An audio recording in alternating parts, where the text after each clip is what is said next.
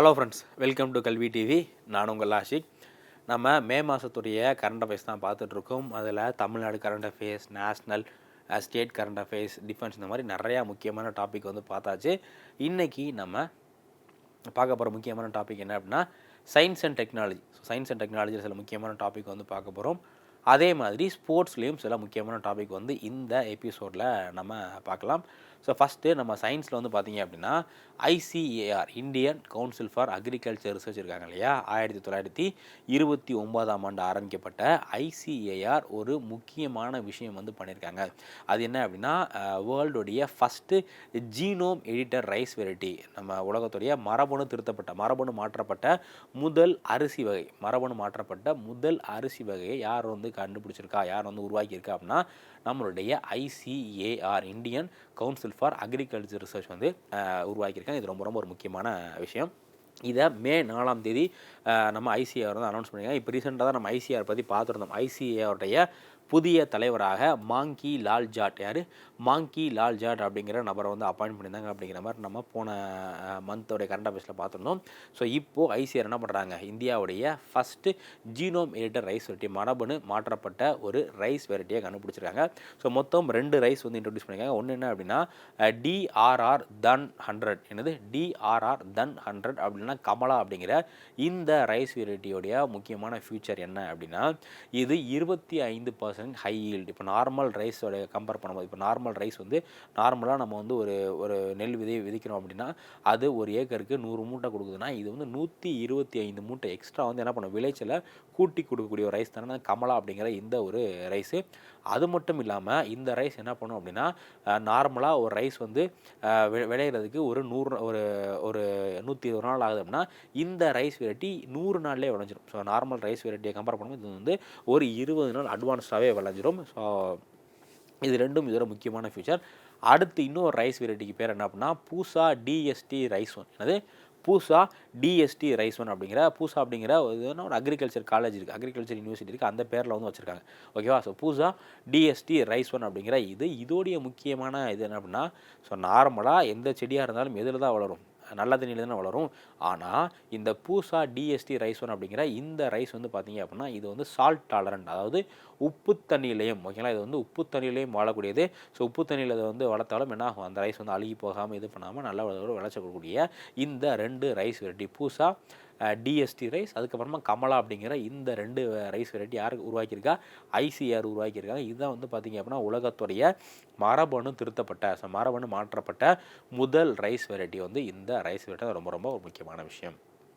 அடுத்து நம்மளுடைய சயின்டிஸ்ட் வந்து ஆஸ்ட்ராய்டு OIR4 அப்படிங்கிற இந்த ஒரு ஆஸ்ட்ராய்டு வந்து கண்டுபிடிச்சி. ஆஸ்ட்ராய்டு அப்படிங்கிறது என்ன, நம்ம பிளானட் மாதிரியே நம்மளுடைய ஸ்பேஸில் நிறைய பெரிய பாறைகள் வந்து சுற்றிட்டு இருக்குது. அதுக்கு பேர் தான் நம்ம ஆஸ்ட்ராய்டு அப்படிங்கிற மாதிரி வந்து சொல்கிறோம். இது வந்து சிறுகோள் இல்லை துணைக்கோள் அப்படிங்கிற மாதிரி சொல்லுவாங்க. ஸோ இந்த ஆஸ்ட்ராய்டை பொறுத்தவரை OIR4 அப்படிங்கிற ஒரு ஆஸ்ட்ராய்டை நம்மளுடைய சயின்டிஸ்ட் வந்து கண்டுபிடிச்சிருக்காங்க. ஸோ இந்த ஆஸ்ட்ராய்டு அப்படிங்கிறது நம்மளுடைய பூமியவோ இல்லை நிலவையோ தாக்குறதுக்கு வாய்ப்பு இருக்குது அப்படிங்கிற மாதிரி ஏற்கனவே சொல்லியிருந்தாங்க. இப்போ என்ன சொல்கிறாங்க அப்படின்னா நாசா வந்து 3.8% chance of asteroid hitting moon on December 2032.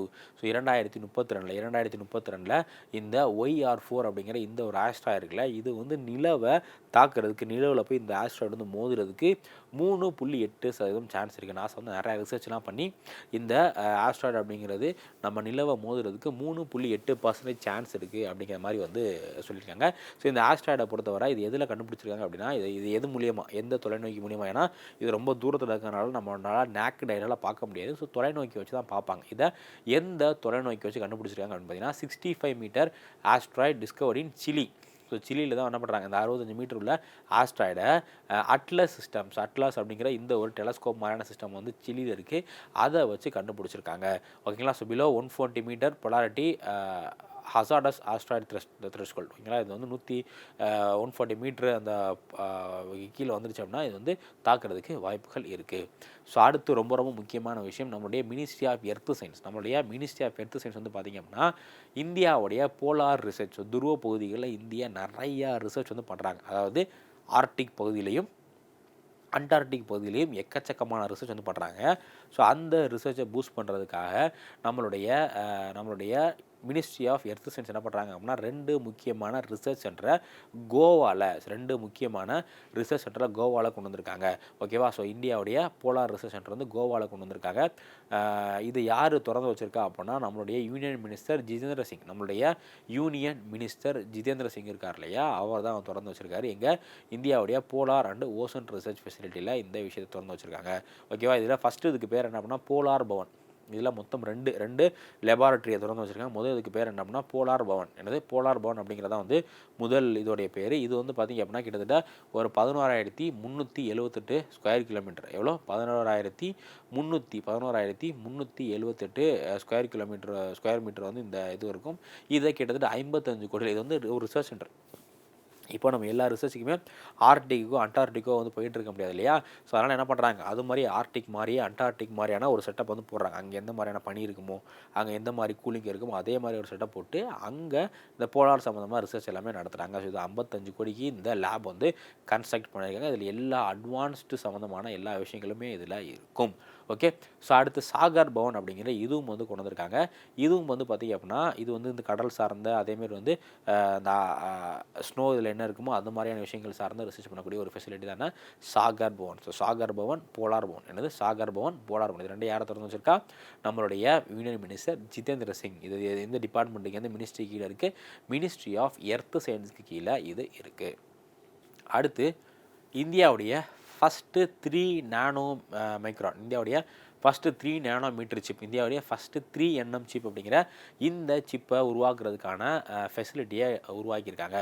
ஓகேவா? ஸோ இப்போ நானோ சிப் அப்படிங்கிறதான் வந்து ட்ரெண்ட். ஏன்னா இப்போ எல்லா விஷயங்களுமே இப்போ நம்ம ஸ்மார்ட் ஃபோன்லாம் பார்த்திங்கன்னா ஒரு காலத்தில் ரொம்ப பெருசாக இருந்துச்சு, இப்போ குட்டி ஆயிடுச்சு. அதே மாதிரி டிவியுமே ரொம்ப பெருசாக இருந்துச்சு. இந்த மாதிரி எதெல்லாம் பெருசாக இருந்துச்சோ இதெல்லாமே என்ன பண்ணுறோம், நம்ம ரொம்ப சின்ன சிப்புனால அது எல்லாத்தையுமே வந்து ரொம்ப சின்ன லெவலுக்கு ஆக்கிட்டோம் இல்லையா? ஸோ இப்போது இந்தியாவில் என்ன வகையான சிப்பு உற்பத்தி பண்ணுறதுக்கு தான் இந்தியாவில் இண்டஸ்ட்ரீஸ் இருக்குது அப்படின்னா 5 நானோமீட்டர் சிப்பு, இல்லைனா 7 நானோமீட்டர் சிப், இது உற்பத்தி பண்ணுறதுக்கான தொழிற்சாலைகள் தான் இந்தியாவில் வந்து இருக்குது. சிப் மேனுஃபேக்சரிங் பண்ணுறதுக்கான இண்டஸ்ட்ரி மட்டும் தான் இந்தியாவில் இருக்குது. இப்போ என்ன பண்ணுறாங்க அப்படின்னா 3 நானோமீட்டர், எவ்வளோ? 3 நானோமீட்டர். ஸோ 3 நானோமீட்டர் உள்ள சிப்பை உற்பத்தி பண்ணுறதுக்காக ஒரு தொழிற்சாலையை தொடங்குறாங்க. இது வந்து 2 இடத்துல தொழிற்சாலை வந்து பார்த்திங்க அப்படின்னா நம்மளுடைய மினிஸ்டர் அஸ்வினி வைஷ்ணவ் இருக்கார் இல்லையா, 2 இடத்துல இந்த தொழிற்சாலையை வந்து தொடங்குறாரு. ஓகேவா? ஸோ ஒன்று எங்கே அப்படின்னா ஒன்று வந்து நொய்டா. ஸோ டெல்லிக்கிட்ட நொய்டா இருக்கு இல்லையா, அந்த நொய்டாலையும் அதே மாதிரி வந்து பெங்களூர். ஸோ நொய்டாலையும் பெங்களூர்லையும் என்ன பண்ணுறாங்க, இந்தியாவுடைய 3 நானோமீட்டர் சிப்பு, இந்தியாவுடைய 3 நானோமீட்டர் சிப் பண்ணுறதுக்கான தொழிற்சாலைகளை வந்து உருவாக்குறாங்க. ஸோ இதை வந்து பார்த்திங்கன்னா world first 3 nanometre chip design. ஓகேங்களா? இதான் வந்து first 3 nanometre chip design. So இது வந்து எந்த திட்டத்துக்கு கீழே பண்ணுறாங்க அப்படின்னா இந்தியாவுடைய செமிகண்டக்டர் மிஷன் அப்படிங்கிற ஒரு திட்டம் இருக்குது. இந்த திட்டத்தில் ஒரு 76,000 கோடி ரூபாய், எவ்வளோ? 76,000 கோடி ரூபாய் வந்து பட்ஜெட் ஒதுக்கியிருந்தாங்க. ஸோ இந்த பட்ஜெட்டுக்கு கீழே தான் இந்த 3 nm நானோமீட்டர் மைக்ரோசிப்கான ஃபெசிலிட்டியை கொண்டு வர்றாங்க. அடுத்து ரொம்ப முக்கியமான ஒரு நியூஸு, ரீசெண்டாக வேர்ல்டு ஹெல்த் அசம்பிளி அப்படிங்கிறத வந்து WHO வேர்ல்டு ஹெல்த் ஆர்கனைசேஷனுடைய ஒரு ரெக்கமெண்டேஷன் பாடி மாதிரி, அதோடைய ஒரு திங்க் டேங்க் மாதிரி உள்ளதான் வேர்ல்டு ஹெல்த் அசம்பிளி. ஸோ இவங்களுடைய 78வது கூட்டம், இவங்களுடைய 78வது அசம்பிளி நடந்துச்சு. இதில் நம்ம பிரதமர் நரேந்திர மோடி அவர்களும் வந்து பார்ட்டிசிபேட் பண்ணியிருந்தாங்க.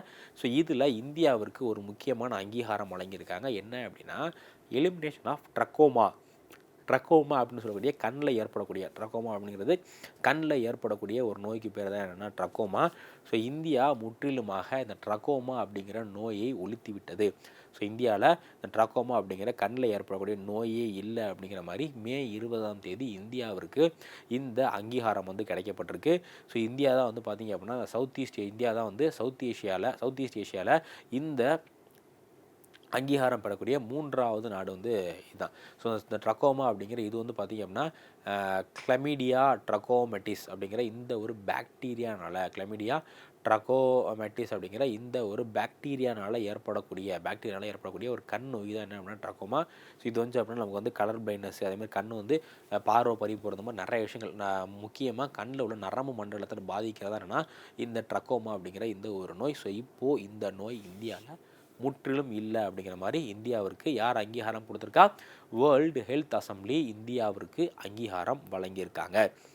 அடுத்து கொடைக்கானல் சோலார் அப்சர்வேட்டரி. இந்த கொடைக்கானல் சோலார் அப்சர்வேட்டரி அப்படிங்கிறது கொடைக்கானலில் இருக்கக்கூடிய ஒரு முக்கியமான ஒரு அப்சர்வேட்டரி, ஒரு டெலஸ்கோப் தான். என்னென்ன அப்படின்னா இந்த கொடைக்கானல் சோலார் அப்சர்வேட்டரி. இது என்ன பண்ணுறாங்க அப்படின்னா கொடைக்கானல்லேருந்தே சூரியனில் என்னென்னலாம் விஷயங்கள்லாம் நடக்குது, என்னென்ன மாற்றங்கள்லாம் நடக்குது அப்படிங்கிறத இங்கேருந்தே பார்க்கக்கூடிய ஒரு டெலஸ்கோப்புக்கு பேர் தான் என்னென்னா கொடைக்கானல் சோலார் அப்சர்வேட்டரி அப்படிங்கிற இந்த ஒரு டெலஸ்கோப். ஸோ இதுக்கு நம்ம மத்திய அரசாங்கம் என்ன பண்ணுறாங்க அப்படின்னா இதுக்காக ஒரு ஸ்டாம்ப் ரிலீஸ் பண்ணியிருக்காங்க. என்ன ரீசன் அப்படின்னு பார்த்தீங்கன்னா, இந்த கொடைக்கானல் சோலார் அப்சர்வேட்டரி இருக்கு இல்லையா, இது நிறுவி 125 ஆண்டுகள், எவ்வளோ 125 இயர்ஸ் ஆக போகுது. ஸோ முதல்ல இது 1899ஆம் ஆண்டு 1899 1899 தான் என்ன பண்ணுறாங்க இந்த சோலார் அப்சர்வேட்டரி வந்து வைக்கிறாங்க. ஸோ இப்போது 2024 இது வச்சு எவ்வளோ வருஷம் ஆகுது, 125 வருடங்கள் ஆகுது. ஸோ அதை நினைவு கூறும் விதமாக நம்மளோட இந்தியன் போஸ்ட் என்ன பண்ணுறாங்க, இந்த கொடைக்கானல் சோலார் அப்சர்வேட்டரி அப்படிங்கிற இதுக்கு ஒரு ஸ்டாம்ப் வந்து கொண்டு வந்திருக்காங்க. ஸோ இந்த கொடைக்கானல் சோலார் அப்சர்வேட்டரி அப்படிங்கிற இதை யார் மெயின்டைன் பண்ணுறா அப்படின்னா Indian institute of astrophysics. Indian institute of astrophysics அப்படிங்கிற இந்த ஒரு நிறுவனம் 1971ஆம் ஆண்டு கொண்டு வரப்பட்ட இந்தியன் இன்ஸ்டிடியூட் ஆஃப் ஆஸ்ட்ரோஃபிசிக்ஸ் அப்படிங்கிற இந்த ஒரு நிறுவனம் வந்து என்ன பண்ணுறாங்க, இதை மேனேஜ் பண்ணுற எல்லா வேலைகளையும் வந்து பண்ணுறாங்க. ஸோ இதை இது பண்ணுறதுக்காக நம்மளுடைய டிபார்ட்மெண்ட் ஆஃப் போஸ்டல் இருக்காங்க இல்லையா, போஸ்டல் டிபார்ட்மெண்ட் வந்து ஒரு ஸ்டாம்ப்பு ரிலீஸ் பண்ணியிருக்காங்க. எதுக்காக, கொடைக்கானல் சோலார் அப்சர்வேட்டரிக்காக. அடுத்து கர்நாடகா. ஸோ கர்நாடகாவும் நம்மளுடைய இன்ஸ்பேஸ் அப்படிங்கிறது நம்ம ஐஎஸ்ஆரோடைய ஒரு கமர்ஷியல் ஆர்ம் தான், ஒரு கமர்ஷியல் பாடி தான். என்ன அப்படின்னா இன்ஸ்பேஸ் அப்படிங்கிற இந்த ஒரு பாடி. ஸோ இப்போ இன்ஸ்பேஸும் கர்நாடகா கவர்மெண்ட்டும் சேர்ந்து ஒரு அக்ரிமெண்ட் வந்து போட்டிருக்காங்க. யார் இன்ஸ்பேஸும் கர்நாடகா கவர்மெண்ட்டும் சேர்ந்து ஒரு அக்ரிமெண்ட் வந்து போட்டிருக்காங்க. இது எதுக்காக, இந்த புரிந்துணர்வு ஒப்பந்தம் அப்படிங்கிறது எதுக்காக அப்படின்னா centre for excellence and space manufacturing park. என்னது centre for excellence and space manufacturing park அப்படிங்கிற இந்த ஒரு விஷயம், centre for excellence and space manufacturing park அப்படிங்கிற இந்த ஒரு பார்க், இந்த ஒரு ஸ்பேஸ் மேனுஃபேக்சரிங் பார்க் நிறுவனத்துக்கான அக்ரிமெண்ட். இந்த சென்டர் என்ன பண்ண போகிறாங்க, கர்நாடகாவில் பெங்களூரில் இந்த centre for excellence and space manufacturing அப்படிங்கிற இந்த ஒரு விஷயம் வந்து கொண்டு வரதுக்காக அக்ரிமெண்ட் வந்து போட்டிருக்காங்க. இதை டாக்டர் யக்ரூப் கவுர் அப்படிங்கிற கர்நாடகாவை சேர்ந்தவரும், அதே மாதிரி இன்ஸ்பேஸ் சார்பாக கோச்சா ஷெஹார் அப்படிங்கிற 2 பேரும் சேர்ந்து அக்ரிமெண்ட் வந்து போட்டிருக்காங்க. இது வந்து பார்த்திங்க அப்படின்னா அந்த ப்ரைவேட் கம்பெனிஸ்லாம் இருக்கு இல்லையா, அவங்களாம் வந்து ஸ்பேஸ் செக்டர் டெவலப் பண்ணுறது ஊக்குவிக்கிறதுக்காக உள்ள ஒரு சென்டர் தான் centre of excellence and space manufacturing, centre of excellence and space manufacturing அப்படிங்கிற இந்த ஒரு சென்டர். இது வந்து அறிவியலில் கொண்டு வர போகிறாங்க. இதுக்கு முன்னாடி இந்தியா அரசாங்கம் என்ன பண்ணியிருந்தாங்க அப்படின்னா இந்தியன் ஸ்பேஸ் பாலிசி, இந்திய விண்வெளி கொள்கை 2023 அப்படிங்கிற ஒரு கொள்கையை கொண்டு வந்திருந்தாங்க. அந்த கொள்கையோட முக்கியமான நோக்கம் என்ன அப்படின்னா இப்போ வெறும் ஐஎஸ்ஆர்ஓ மட்டும்தான் ஸ்பேஸ் டெக்னாலஜியில் இருக்காங்க. ஐஎஸ்ஆர்ஓ இல்லாமல் நிறைய ப்ரைவேட் கம்பெனிஸை உள்ளுக்குள்ளே கொண்டு வரணும் அப்படிங்கிறதான், இப்போ ஸ்பேஸ் செக்டரை ப்ரைவேட்டைஸ் பண்ணணும் அப்படிங்கிறதா வந்து இந்த ஸ்பேஸ் பாலிசியோடைய முக்கியமான நோக்கமாக இருந்துச்சு. ஸோ அடுத்து ரீசெண்டாக ஐஎஸ்ஆர்ஓ வந்து ஒரு மிசைல் லான்ச் பண்ணியிருந்தாங்க. ஐஎஸ்ஆர்ஓ வந்து பார்த்திங்க அப்படின்னா ஒரு மிஷன் வந்து லான்ச் பண்ணியிருந்தாங்க. பட் அந்த மிஷன் வந்து பார்த்திங்க அப்படின்னா ப்ராப்பராக போகாமல் ஃபெயிலியர் ஆயிடுச்சு. ஓகேவா, இந்த ஐஎஸ்ஆர்ஓ வந்து அவங்களுடைய PSLV polar satellite launch vehicle PSLV இருக்கு இல்லையா, PSLV C61 ISRO PSLV C61 அப்படிங்கிற இந்த ஒரு ராக்கெட் மூலியமாக மே 18ஆம் தேதி, ஸோ மே 18 ஐஎஸ்ஆர்ஓ என்ன பண்ணியிருந்தாங்க, பிஎஸ்எல்வி அப்படிங்கிற இந்த ராக்கெட் மூலியமாக ஒரு விஷயத்தை லான்ச் பண்ணியிருந்தாங்க. இதை பிஎஸ்எல்வி C61 மூலியமாக EOS எர்த் அப்சர்வேஷன் சேட்டலைட் புவி கண்காணிப்பு செயற்கைக்கோள் 09 அப்படிங்கிற இந்த ஒரு மிஷன் லான்ச் பண்ணியிருந்தாங்க. கிட்டத்தட்ட மே 18ஆம் தேதி காலையில் 6 மணிக்கு லான்ச் பண்ணது. ஆனால் இது வந்து சக்ஸஸ்ஃபுல்லாக போகலை. ஒரு சில தொழில்நுட்ப கோளாறு காரணமாக இந்த சேட்டலைட் என்ன ஆயிடுச்சு அப்படின்னா இது வந்து அந்த ஸ்பேஸில் போய் ரீச் ஆகலை. இந்த ராக்கெட்டோட இந்த பிஎஸ்எல்வி C61 இந்த 3ஆவது ஸ்டேஜில் ஏற்பட்ட ஒரு சில கோளாறு காரணமாக இது வந்து நம்ம ப்ராப்பராக வந்து இது பண்ண முடியல. ஸோ இது வந்து பார்த்திங்க அப்படின்னா ஐஎஸ்ஆரோடைய 101வது மிஷன் தான் வந்து இந்த பிஎஸ்எல்வி C61 அப்படிங்கிறது. ஸோ இந்த மிஷன் அப்படிங்கிறது சரியாக வந்து போகாமல் இதாகிடுச்சு. இது வந்து புவி கண்காணிப்புக்கான அனுப்பப்பட்ட ஒரு செயற்கைக்கோள் தான் வந்து இந்த செயற்கைக்கோள். அடுத்து ககன்யான் 2025. ஸோ ககன்யான் இருக்கு இல்லையா, ககன்யான் மிஷன் வந்து ரொம்ப ரொம்ப முக்கியமான மிஷன். இந்தியா வந்து பார்த்திங்க அப்படின்னா இந்த ககன்யானில் தான் என்ன பண்ண போகிறாங்க, முதல் முறையாக இந்தியாவுடைய விண்வெளி வீரர்களை ஸ்பேஸ்க்கு கொண்டு போகக்கூடிய ஒரு மிஷன் தான் என்னன்னா ககன்யான் மிஷன் அப்படிங்கிற இந்த ஒரு மிஷன். ஸோ இப்போது நம்மளுடைய ஐஎஸ்ஆர்ஓ என்ன பண்ணுறாங்க அப்படின்னா 2025ஆம் ஆண்டு ஐஎஸ்ஆர்ஓ 2025 என்ன ஆண்டாக அறிவிக்கிறாங்க அப்படின்னா ஐஎஸ்ஆர்ஓ ஆண்டா, ககன்யான் ஆண்டா 2025 ஐஎஸ்ஆர்ஓ என்ன ஆண்டா அறிவிக்கிறாங்க, ககன்யான் ஆண்டா அறிவிக்கிறாங்க. ஸோ ககன்யான் அப்படிங்கிற இது வந்து எந்த ஆண்டு லான்ச் பண்ண போகிறாங்கன்னா 2027. ஸோ 2027 தான் விண்வெளிக்கு என்ன பண்ண போகிறாங்க, அந்த ககன்யானுடைய வீரர்கள் இருக்காங்கல்ல அவங்கள விண்ணுக்கு வந்து கொண்டு போக போகிறாங்க. பட் அதுக்கான ப்ராசஸ் வந்து 2025-27 ஆரம்பிக்க போகிறாங்க. ஸோ அதனால் ஐஎஸ்ஆர் என்ன பண்ணுறாங்க அப்படின்னா 2025ஆம் ஆண்டை ககன்யான் ஆண்டாக, ஸோ ககன்யான் இயராக ஐஎஸ்ஆர்ஓ அறிவிச்சிருக்காங்க. அடுத்து ரொம்ப ஒரு முக்கியமான மிஷன் சந்திராயன் 5. ஸோ இதுவரை பார்த்திங்க அப்படின்னா சந்திராயன் 1, 2, 3 ஸோ மொத்தம் ஒரு 3 மிஷன் வந்து நம்ம லான்ச் பண்ணிட்டோம். அதில் சந்திராயன் 2ங்கிறது ஃபெயிலியர் ஆகிடுச்சு. ஸோ சந்திராயன் 3ங்கிறது சூப்பர் சக்ஸஸ் ஆகிடுச்சு. ஓகேங்களா. ஸோ சந்திராயன் 3 வந்து ப்ராப்பராக நிலவில் லேண்ட் ஆகி அதோட ரோவர் வந்து நிலவை என்ன சுற்றிக்கிட்டு இருக்குது. இப்போது அடுத்து வந்து பார்த்திங்க அப்படின்னா சந்திராயன் 4 ஒன்று லான்ச் பண்ணுறாங்க. அதுக்கடுத்து இந்தியாவும் ஜப்பானும் சேர்ந்து, இந்தியாவும் ஜப்பானும் சேர்ந்து சந்திராயன் 5 அப்படிங்கிறது யார், இந்தியாவும் ஜப்பானும். ஸோ இந்தியாவும் ஜப்பானும் சேர்ந்து சந்திராயன் 5 அப்படிங்கிற இந்த ஒரு முக்கியமான மிஷனை யார், இந்தியாவும் ஜப்பானும் சேர்ந்து சந்திராயன் 5 அப்படிங்கிற இந்த ஒரு மிஷனை லான்ச் பண்ண போகிறாங்க. ஸோ இந்த சந்திராயன் 5 மிஷனுக்கு ஜப்பான் வச்சுருக்க பேர் என்ன அப்படின்னா லுபெக்ஸ். ஸோ லூபெக்ஸ், இந்த மிஷனுக்கு வந்து லூபெக்ஸ் அப்படிங்கிற இந்த பேர் தான் வந்து வச்சுருக்காங்க. ஸோ இது வந்து பார்த்திங்க அப்படின்னா 2027 2028 ஓகேங்களா, 2027 2028 இந்த மிஷனை 2 பேரும் யார் இந்தியாவும் ஜப்பானும் சேர்ந்து இந்த மிஷன் வந்து லான்ச் பண்ண போகிறாங்க. இந்த மிஷனில் இதுக்கான ஆல்மோஸ்ட் எல்லா விஷயங்களுமே யாரை தான் பார்க்குறா, இது ஏவுறதுன்னு எல்லா விஷயங்களையும் ஜப்பான் தான் பார்க்குறாங்க. இந்தியாவுடைய ரோல் என்ன அப்படின்னா இந்த மிஷனுக்காக கிட்டத்தட்ட 6 டன் கொண்ட லேண்டாரை, ஓகேங்களா, 6 டன் கொண்ட லேண்டாரை இந்தியா வந்து ரெடி பண்ணுறாங்க. அதேமாதிரி ரோவர் அப்படிங்கிறது பார்த்திங்க அப்படின்னா கிட்டத்தட்ட 350 கிலோகிராம், எவ்வளோ 350 கிலோகிராம் எடை கொண்ட ரோவரை யார் ரெடி பண்ணுறா அப்படின்னா ஜப்பான் வந்து ரெடி பண்ண போகிறாங்க. ஸோ இந்த மிஷன் வந்து பார்த்திங்க அப்படின்னா நிலவில் வாட்டர் இருக்கா, நிலவில் ஐஸ் இருக்கா அப்படிங்கிற எல்லா விஷயத்தையும் ஒரு 100 நாள் ஆராயறதுக்காக உள்ள ஒரு மிஷன் தான் என்ன இந்த சந்திராயன் 5 அப்படிங்கிற இந்த ஒரு மிஷன். ஸோ அடுத்து அதானி என்ன பண்ணுறாங்க அப்படின்னா ஹைட்ரஜன் ஃபியூவல் செல் ட்ரக், இந்த ஹைட்ரஜன்லேயே ஓடக்கூடிய ட்ரக்கை அதானி வந்து லான்ச் பண்ணி வச்சுருக்காங்க. ஸோ இந்தியாவுடைய ஃபஸ்ட்டு ஹைட்ரஜன் ஃபியூவல் செல் ட்ரக்கை யார் லான்ச் பண்ணியிருக்கா, அதானி. எங்கே அப்படின்னா சத்தீஸ்கரில் ராய்ப்பூர் அப்படிங்கிற இடத்துல அதானி என்ன பண்ணுறாங்க, இந்தியாவுடைய ஃபஸ்ட்டு ஹைட்ரஜன் ஃபியூவல் ட்ரக்கை இது பண்ணுறாங்க. ஸோ இந்த ட்ரக்கானது 400 டன் எடை கொண்ட விஷயத்தை வந்து கேரி பண்ணிட்டு 200 கிலோமீட்டர் வரை அந்த ஹைட்ரஜன் டேங்கை வச்சு போகக்கூடிய ஒரு ட்ரக்கை யாருக்கான இது பண்ணியிருக்கா, அதானி வந்து பண்ணியிருக்காங்க. ஸோ அடுத்து இதோட நமக்கு வந்து பார்த்திங்க அப்படின்னா சயின்ஸ் அண்ட் டெக்னாலஜியோடைய கரண்ட் அஃபேர்ஸ் வந்து முடியுது.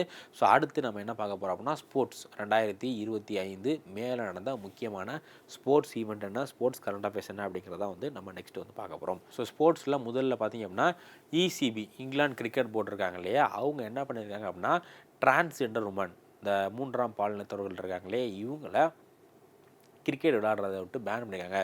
ஸோ ஆக்சுவலாக அதுக்கு முன்னாடி டிரான்ஸ்ஜெண்டர் எல்லாத்தையும் இங்கிலாண்டில் இருந்து டிரான்ஸ்ஜெண்டர் எல்லாமே என்ன பண்ணுவாங்க அப்படின்னா இங்கிலாந்துடைய உமன் கிரிக்கெட் டீமில் அவங்கள சேர்த்து அவங்கள ஒரு பிளேயரை வந்து விளையாட வைப்பாங்க. ஆனால் இப்போது அதுக்கு வந்து யார் பேன் பண்ணியிருக்கா, இங்கிலாந்துடைய கிரிக்கெட் போர்டு வந்து பேன் பண்ணியிருக்காங்க. இதுக்கு முன்னாடி நிறைய நாடுகள் வந்து பார்த்திங்க அப்படின்னா இந்த விஷயமும் பண்ணியிருந்தாங்க. இப்போ அதை தொடர்ந்து இங்கிலாந்து கிரிக்கெட் போர்டும் என்ன பண்ணுறாங்க, டிரான்ஸ்ஜெண்டர் உமனுக்கு வந்து உமன் கிரிக்கெட்லேருந்து அவங்கள பேன் வந்து பண்ணுறாங்க. எல்லா ஃபார்மேட்லையுமே எந்த ஃபார்மேட் உமன் கிரிக்கெட்லையுமே யாரும் விளையாடக்கூடாது, டிரான்ஸ்ஜெண்டர் விளையாடக்கூடாது, ஒன்லி உமன் மட்டும்தான் அவங்களுக்கான ஃபார்மேட்டில் இது பண்ணணும் அப்படிங்கிற மாதிரி சொல்கிறாங்க. ஸோ இது எதை தொடர்ந்து அப்படின்னா யூகேவுடைய சுப்ரீம் கோர்ட் பார்த்திங்க அப்படின்னா ரீசெண்டாக ஒரு ரூலிங் விட்டுருந்தாங்க. அதை பேஸ் பண்ணி தான் இந்த விஷயம் வந்து பண்ணியிருக்காங்க. ஓகேவா. ஸோ அடுத்து ரோஹித் சர்மாவை வந்து ஒரு மிகப்பெரிய சாதனை, ரோஹித் சர்மாவை கௌரவிக்கும் விதமாக ஒரு முக்கியமான விஷயம் வந்து பண்ணியிருக்காங்க. அது என்ன அப்படின்னா வான்கட்டே கிரிக்கெட் ஸ்டேடியம். ஸோ நமக்கு இந்தியாவுடைய ஒரு முக்கியமான கிரிக்கெட் ஸ்டேடியம் 2011 வேர்ல்டு கப் வந்து ஃபைனல் மேட்ச் அங்கே தான் நடந்து வான்கட்டே கிரிக்கெட் ஸ்டேடியத்தில் தான் நம்ம வந்து வின் பண்ணியிருப்போம். ஸோ இந்த வான்கட்டே கிரிக்கெட் ஸ்டேடியத்தில் புதுசாக ஒரு சில ஸ்டாண்டு வந்து ஓப்பன் பண்ணியிருக்காங்க. புதுசாக அந்த பார்வையாளர் உட்காருவாங்க இல்லையா, அதில் புதுசாக ஒரு ஸ்டாண்ட் இது பண்ணி அதுக்கு பேரும் வந்து மாற்றம் பண்ணியிருக்காங்க. ஸோ இப்போது இதுக்கான ஃபங்க்ஷன் வந்து பார்த்திங்கன்னா மே 16ஆம் தேதி வான்கட்டே கிரிக்கெட் ஸ்டேடியத்தில் வந்து மகாராஷ்டிரா கிரிக்கெட் அசோசியேஷன் நடத்தினாங்க. ஸோ இதில் வந்து பார்த்திங்க அப்படின்னா ரோஹித் சர்மாவுடைய சாதனை, ஏன்னா ரோஹித் சர்மா எக்கச்சக்கமான சாதனை வந்து பண்ணியிருக்காரு. ஸோ அந்த சாதனையை இது பண்ணுற விதமாக ரோஹித் சர்மா பேரில் ஒரு ஸ்டாண்டை யார் பேரில்? ரோஹித் சர்மா பேரில் வான்கடே ஸ்டேடியத்தில் ஒரு ஸ்டாண்ட் வந்து ஓப்பன் பண்ணி வச்சுருக்காங்க. ஸோ இது மட்டும் இல்லாமல் இன்னொரு ஸ்டாண்ட் வந்து அஜித் வதேகர். ஸோ அஜித் வதேகர் அப்படின்னு சொல்லக்கூடிய 1971 டெஸ்ட் கேப்டனாக இருந்த அஜித் வதேகர் அவர் பேரில் ஒரு இது கொண்டு வந்திருக்காங்க. அதேமாரி சரத் பவார். ஸோ சரத் பவார் அப்படிங்கிறவர் மகாராஷ்டிரா கிரிக்கெட் போர்டு ஒரு முக்கியமான நபர் தான் வந்து சரத் பவார். இவர் பேர்லேயும் வந்து ஒரு ஸ்டாண்ட் வந்து கொண்டு வந்திருக்காங்க. ஓகேவா? ஸோ ரீசெண்டாக தான் வந்து டெஸ்ட் போட்டியிலேருந்து யார் ஓய்வு பெற்றா? ரோஹித் சர்மா ஓய்வு பெற்றார் இல்லையா? ஸோ அதை தொடர்ந்து இந்த ஒரு கௌரவத்தை யார் பண்ணியிருக்கா? மகாராஷ்டிரா கிரிக்கெட் அசோசியேஷன் வந்து பண்ணியிருக்காங்க. அடுத்து கார்லஸ் அல்கராஸ். ஸோ ஒரு முக்கியமான வீரர் கார்லஸ் அல்கராஸ் வந்து பார்த்திங்க அப்படின்னா இட்டாலி ஓப்பன் டென்னிஸ் போட்டியில் யார் வந்து வெற்றி பெற்றிருக்கா அப்படின்னா காரஸ் அல்கராஸ் வந்து வெற்றி பெற்றிருக்காரு. ஸோ இவர் என்ன டைட்டில் அப்படின்னா இட்டாலி ஓப்பன் டென்னிஸ் போட்டி டைட்டில் யாரை வீழ்த்தி வாங்கியிருக்காரு அப்படின்னு பார்த்தீங்கன்னா Jannik Sinner. So Jannik Sinner world number 1 பிளேயரான ஜானிக் சின்னரை வீழ்த்தி யார்? கார்லோஸ் அல்கராஸ் வந்து இட்டாலியன் ஓப்பன் டென்னிஸ் போட்டியை வெற்றி வந்து பெற்றிருக்காரு. ஸோ இது மூலியமாக அவருடைய 7வது ஏடிபி டைட்டில். இது வந்து அவர் வாங்கக்கூடிய 7வது ஏடிபி டைட்டில். ஸோ யார் வாங்கியிருக்கா அப்படின்னா கார்லஸ் அல்கராஸ் வந்து வாங்கியிருக்காரு. ஸோ இந்தியாவில் வந்து பார்த்திங்க அப்படின்னா இதுவரை 85 grand master chess grand master வந்து இருந்தாங்க. இப்போது 86வது கிராண்ட் மாஸ்டராக தமிழ்நாட்டை சார்ந்த ஒரு செஸ் பிளேயர் வந்து பார்த்திங்க அப்படின்னா இந்தியாவுடைய 86வது செஸ் கிராண்ட் மாஸ்டராக வந்திருக்காரு. அவருடைய பேர் என்ன அப்படின்னா ஸ்ரீஹரி. ஸோ ஸ்ரீஹரி அப்படிங்கிற இந்த ஒரு பிளேயர் வந்து பார்த்திங்க அப்படின்னா இந்தியாவுடைய 86வது செஸ் கிராண்ட் மாஸ்டர். ஸோ 19 வயசான இவர் வந்து பார்த்திங்க அப்படின்னா 86வது கிராண்ட் மாஸ்டராக இருக்கார்.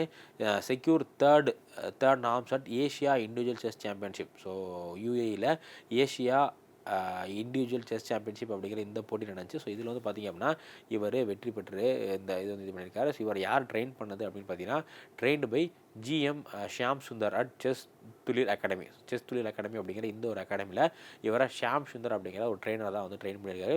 ஒரு முக்கியமான விஷயம் என்ன அப்படின்னா 86 பேர் இருக்காங்க இல்லையா? 86 செஸ் கிராண்ட் மாஸ்டர். ஸோ இந்த 86 செஸ் கிராண்ட் மாஸ்டர் இந்தியாவுடைய செஸ் கிராண்ட் மாஸ்டரில் 33 கிராண்ட் மாஸ்டர் வந்து தமிழ்நாட்டை சார்ந்தவங்க. ஸோ இந்தியாவிலேயே செஸ் கிராண்ட் மாஸ்டர்ஸ் அதிகமாக விஸ்வநாதன் ஆனந்திலிருந்து பிரக்யானந்தா, குகேஸ்வரா நிறையா செஸ் கிராண்ட் மாஸ்டர் இருக்கக்கூடிய ஒரு மாநிலம் எது அப்படின்னா தமிழகம். ஸோ இந்தியா முழுக்க மொத்தம் 86, அதில் 33 செஸ் கிராண்ட் மாஸ்டர் வந்து தமிழ்நாட்டில். அது மட்டும் இல்லாமல் வேர்ல்டு செஸ் சாம்பியன்ஷிப் வாங்கினா 2 சாம்பியன்ஷிப் வந்து தமிழ்நாட்டில் தான் இருக்காங்க. ஸோ அதனால் தமிழ்நாடு வந்து இந்தியாவுடைய ஒரு செஸ் கேபிட்டலாக மாறிக்கிட்டு இருக்கு அப்படிங்கிற மாதிரி 2025 தமிழ்நாடு பட்ஜெட்டில் சொல்லியிருந்தாங்க. ஓகே. ஸோ அடுத்து நீரஜ் சோப்ரா ஒரு முக்கியமான சாதனை வந்து பண்ணியிருக்காரு. என்ன அப்படின்னா அந்த ஜாவ்லிங் த்ரோவில் ஒரு முக்கியமான டார்கெட்னா 90 மீட்டர் அப்படிங்கிறது ஜாவ்லிங் த்ரோவில் ரொம்ப ஒரு முக்கியமான மார்க். ஏன் அப்படின்னா உலகத்தில் ஒரு 4-5 பேர் மட்டும் தான் என்ன பண்ணுறாங்க இந்த 90 மீட்டர் அப்படிங்கிற அந்த மார்க்கை தாண்டி வந்து வீசியிருக்காங்க. ஏன்னா அது வந்து ரொம்ப கஷ்டமானது. ஸோ இப்போது நம்மளுடைய நீரஜ் சோப்ரா வந்து பார்த்திங்க அப்படின்னா இந்தியாவிலேயே முதல் நபராக இந்த 90 மீட்டர் மார்க்கை இந்த 90 மீட்டர் மார்க்கை யார் வந்து கிராஸ் பண்ணியிருக்கா? 90 மீட்டர் மார்க்கை யார் வந்து கிராஸ் பண்ணியிருக்கா அப்படின்னா நீரஜ் சோப்ரா அவர்கள் வந்து கிராஸ் பண்ணியிருக்காங்க. ஸோ இப்போ ரீசெண்டாக தோஹாவில் நடந்த டைமண்ட் லீக் போட்டி அப்படிங்கிற இந்த ஒரு செஸ் போட்டி தோஹாவில் நடந்த டைமண்ட் லீக் செஸ் போட்டியில் நீரஜ் சோப்ரா அவர்கள் 90.23 மீட்டர் 90.23 மீட்டர் 90.23 மீட்டர் வந்து வீசி யார் வந்து சாதனை பண்ணியிருக்கா? நீரஜ் சோப்ரா அவர்கள் வந்து சாதனை பண்ணியிருக்காங்க. ஸோ இவர் தான் வந்து first Indian and third Asian. So முதல் இந்தியனும் சரி தேர்ட் ஏசியனும் சரி இவர் தான். பட் என்ன தான் அவர் இது பண்ணியிருந்தாலும் இவர் இதில் செகண்ட் ப்ரைஸ் வந்து வந்திருந்தார். ஓகேவா? இதில் ஃபஸ்ட்டு ப்ரைஸ் வந்து யார் வாங்கியிருந்தா அப்படின்னா Julian webber. So Julian webber அப்படிங்கிற 91 மீட்டர் வீசியிருந்தார். அதுக்கு அடுத்தபடியாக நீரஜ் சோப்ரா வந்திருக்காரு. ஓகே. ஸோ அடுத்து கிறிஸ்டியானோ ரொனால்டோ ஒரு முக்கியமான சாதனை பண்ணியிருக்கார். என்ன அப்படின்னா அவர் 800வது கிளப் கோல். ஸோ ஃபுட்பால் பிளேயர்ஸ் வந்து இன்டர்நேஷ்னல் மேட்சஸ்லேயே விளையாடுவாங்க. அதேமாதிரி கிளப் மேட்சஸ் இப்போ IPL நடக்குது இல்லையா? அதேமாதிரி ஃபுட்பால் கிளப் மேட்சஸ்லேயும் விளையாடுவாங்க. ஸோ கிறிஸ்டியானோ ரொனால்டோ அவருடைய 800வது கிளப் மேட்சோடைய கோலை அடிச்சிருக்காரு. ஸோ அல் நசர் அப்புறம் அல் ஃபத்தேஹ் அப்படிங்கிற இந்த 2 டீமுக்கும் அல் ஃபத்தேஹ் அப்படிங்கிற இந்த 2 டீமுக்கும் இடையில போட்டி நடந்துச்சு. ஸோ இதில் வந்து பார்த்திங்க அப்படின்னா இதில் வந்து அல் நசர் அப்படிங்கிற இந்த டீமுக்கு தான் வந்து கிறிஸ்டியானோ விளாட்றாரு. ஸோ இந்த டீமுக்காக அவருடைய 800வது கோல் அடிச்சிருக்காரு. பட் என்ன தான் அவர் கோல் அடிச்சிருந்தாலும் அல் நசர் வந்து இந்த போட்டியில் தோத்துட்டாங்க. ஓகேவா? ஸோ வந்து சவுதி ப்ரோ லீக் அப்படிங்கிற இந்த ஒரு போட்டி நடக்குது. ஸோ இதில் தான் வந்து இந்த விஷயம் நடந்திருக்கு. ஸோ அடுத்து நீரஜ் சோப்ராக்கு இன்னொரு முக்கியமான விஷயம். ஸோ நீரஜ் சோப்ரா மே மாதம் 2 முக்கியமான சாதனை பண்ணியிருக்காரு. ஒன்று என்ன அப்படின்னா இந்த ஜாவ்லிங் த்ரோவில் 90 மீட்டர் மார்க் அப்படிங்கிற அந்த மார்க்கை அவர் வந்து தாண்டி வீசியிருக்காரு. அது மட்டும் இல்லாமல் நீரஜ் சோப்ராக்கு அவருடைய சேவையை பாராட்டி, அவருடைய ஸ்போர்ட்ஸ்க்கான கான்ட்ரிபியூஷனை பாராட்டி அவருக்கு ஹானரரி மிலிட்ரி இது வந்து கொடுத்துருக்காங்க. அவங்க மிலிட்ரியில் லெஃப்டினன்ட் கர்னல். ஸோ மிலிட்ரியில் லெஃப்டினன்ட் கர்னல் அப்படிங்கிற இந்த ஒரு போஸ்டிங், ஒரு கௌரவ லெஃப்டினன்ட் கர்னல் பதவி வந்து கொடுத்துருக்காங்க. ஸோ இதுக்கு முன்னாடி இந்த பதவியானது எம்எஸ் தோனி அவர்களுக்கு இந்த லெஃப்டினன்ட் கர்னல் அப்படிங்கிற இந்த பதவி வந்து வழங்கப்பட்டிருந்தது. ஸோ இப்போது அவரை தொடர்ந்து யார் கொடுத்துருக்காங்க அப்படின்னா நீரஜ் சோப்ரா அவர்களுக்கு. ஸோ நீரஜ் சோப்ரா அவர்களுக்கு லெஃப்டினன்ட் கர்னல் அப்படிங்கிற இந்த ஒரு பதவி வந்து கொடுத்துருக்காங்க. ஸோ இது எப்போ அப்படின்னா மே 13ஆம் தேதி. ஸோ மே 13ஆம் தேதி நம்ம இந்தியாவுடைய டெரிட்டோரியல் ஆர்மி, நம்ம இந்தியாவுடைய ஒரு படைப்பிரிவு, டெரிட்டோரியல் ஆர்மி அப்படிங்கிற இந்த படைப்பிரிவு லெஃப்டினன்ட் கர்னல் அப்படிங்கிற இந்த போஸ்டிங் கொடுத்துருக்காங்க. எதுக்காக அப்படின்னா இது வந்து ஸ்போர்ட்ஸில் அவர் செஞ்ச சாதனைகளுக்காக இந்த விஷயத்தை வந்து கொடுத்துருக்காங்க. ஸோ என்ன பண்ணிக்கலாம் அப்படின்னா இதில் மிலிட்ரியில் சுபேதார் மேஜர் அப்படிங்கிற இந்த போஸ்டிங்கில் அவர் வந்து சர்வ் வந்து பண்ணிக்கலாம். ஸோ அடுத்து ரொம்ப ரொம்ப முக்கியமான ஒரு போட்டி Khelo India youth game. So Khelo India இளைஞர்கள் விளையாட்டு போட்டி அப்படிங்கிற இந்த போட்டி வந்து பார்த்திங்க அப்படின்னா 2025 யார் ஹோஸ்ட் பண்ணா அப்படின்னா பீகார் வந்து ஹோஸ்ட் பண்ணாங்க. பீகார் தான் வந்து கேலோ இந்தியா யூத் கேம்ஸ் அப்படிங்கிற இது வந்து ஹோஸ்ட் பண்ணாங்க. ஸோ இது வந்து பார்த்திங்க அப்படின்னா வெற்றிகரமாக முடிஞ்சிருக்கு. இதில் கிட்டத்தட்ட ஒரு 6,000 பேர் வந்து அத்லெட்ஸ் வந்து பங்கேற்றுக்கிட்டாங்க. இதோடைய அந்த நினைவு சின்னத்துக்கு பேர் என்ன, அந்த மேஸ்கார்டுக்கு பேர் என்ன அப்படின்னா கஜசிம்மா. கஜசிம்மா. ஸோ கஜசிம்மா அப்படிங்கிற இது தான் வந்து இதோடைய மேஸ்காட்டாக வச்சுருந்தாங்க. கஜசிம்மா அப்படிங்கிறதா இதோடைய மேஸ்காட்டாக வச்சுருந்தாங்க. ஸோ இதோட நமக்கு இந்த ஸ்போர்ட்ஸும் வந்து முடியுது. இப்போ ஃபாஸ்ட்டாக நம்ம என்னென்ன பார்த்துருக்கோம் அப்படிங்கிறத ஒரு தடவை நம்ம வந்து ரிவைஸ் பண்ணிட்டு செஷன் எண்ட் பண்ணிக்கலாம். So Khelo India youth games 2025 Khelo India youth games எங்கே நடந்திருக்கு அப்படின்னா பீகாரில் நடந்திருக்கு. ஸோ அடுத்து நீரஜ் சோப்ரா அவர்களுக்கு டெரிட்டோரியல் ஆர்மியிலேருந்து லெஃப்டினன்ட் கர்னல் அப்படிங்கிற இந்த ஒரு ஹானர், இந்த ஒரு கௌரவ பதவி யார் கொடுத்துருக்காங்க, நீரஜ் சோப்ரா அவர்களுக்கு வந்து வழங்கப்பட்டிருக்கு. ஸோ அடுத்து கிளப் போட்டியில் அதிகமான கோல் யார் அடிச்சிருக்காங்க அப்படின்னா கிறிஸ்டியானோ ரொனால்டோ 800 கோல் அடிச்சிருக்காரு. ஸோ இது வந்து ஒரு மிகப்பெரிய சாதனை. இப்போ கரண்ட்டில் சவுதி ப்ரோ லீக் அப்படிங்கிற இந்த ஒரு ஃபுட்பால் போட்டியில் அல் நசர் அப்படிங்கிற இந்த ஒரு டீமுக்காக விளையாடும்போது கிறிஸ்டியானோ ரொனால்டோ 800வது கோலை வந்து அடிச்சிருக்காரு. ஸோ அடுத்து நீரஜ் சோப்ரா வந்து பார்த்திங்கன்னா முக்கியமான சாதனை பண்ணியிருந்தார். ஜாவ்லிங் த்ரோவில் 900 மீட்டர் பேரியர் அப்படிங்கிற இந்த ஒரு பேரியரை பிரேக் பண்ணி 900 மீட்டருக்கு மேலே 90 மீட்டருக்கு மேலே வீசி நீரஜ் சோப்ரா அந்த சாதனை வந்து பண்ணியிருக்காரு. ஸோ அதுக்கடுத்து இந்தியாவுடைய 86வது செஸ் கிராண்ட் மாஸ்டராக யார் வந்து வந்திருக்கா அப்படின்னா ஸ்ரீஹரி அப்படிங்கிற இவர் வந்து பார்த்திங்க அப்படின்னா சென்னை சேர்ந்த நபர் வந்து இந்தியாவுடைய 86வது செஸ் கிராண்ட் மாஸ்டர் வந்திருக்காரு. அடுத்து கார்லஸ் அல்கராஸ் வந்து பார்த்திங்க அப்படின்னா இட்டாலியன் ஓப்பன் டென்னிஸ் போட்டியோடைய பட்டத்தை வந்து வெற்றி பெற்றிருக்கார். யாரை வீழ்த்தி இந்த டைட்டில் வெற்றி பெற்றிருக்கார் அப்படின்னா ஜானிக் சின்னர், உலகத்துடைய நம்பர் 1 டென்னிஸ் வீரரான ஜானிக் சின்னரை வீழ்த்தி இந்த பட்டத்தை வந்து பெற்றிருக்காரு. அடுத்து ரோஹித் சர்மா பேரில் ஒரு ஸ்டாண்ட் வந்து பார்த்திங்க அப்படின்னா Wankhede cricket stadium. So Wankhede cricket ஸ்டேடியத்தில் ரோஹித் சர்மாவுடைய பேரில் ஒரு ஸ்டாண்ட் வந்து ஓப்பன் பண்ணியிருக்காங்க. ஸோ அதுக்கடுத்து வந்து பார்த்திங்க அப்படின்னா நம்மளுடைய இங்கிலாந்து கிரிக்கெட் கிளப் இருக்காங்களே, இவங்க டிரான்ஸ்ஜெண்டரை உமன் கிரிக்கெட் போட்டியில் விளையாடுறதுக்கு தடை வந்து விதித்து இவங்க வந்து இது பண்ணியிருக்காங்க. ஸோ இதோட நமக்கு வந்து பார்த்திங்க அப்படின்னா மே மந்தோடைய எல்லா டாபிக் வந்து முடிஞ்சிருச்சு. ஸோ இன்னும் வந்து ஒரே ஒரு எபிசோட் இருக்குது. ஸோ அதில் நம்ம வந்து மே மந்தோடைய முக்கியமான எம்சிக்யூஸ் வந்து பார்க்கலாம். தேங்க்யூ.